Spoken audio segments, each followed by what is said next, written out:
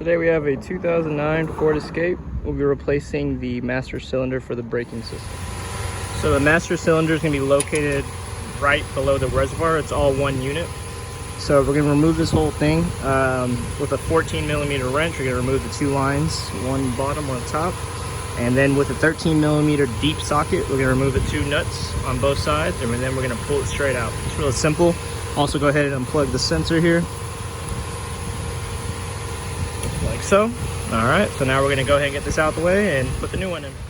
So after you remove those two 14mm nuts on the line and the 13mm nuts on here, you just pull the master cylinder out.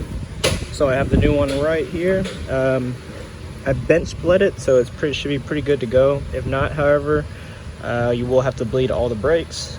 So let's go ahead and put this in. Hopefully it works well. If not, then we're gonna have to bleed the brakes out. So I have the new master cylinder installed, two lines of the 14mm tightened up, 13mm nuts tightened up, plugged back up. So now we're just gonna test her out, bleed the brakes, fill her up with .3 to the max line right here, and we're done. So thanks for watching, guys. Please like and subscribe. More videos to come.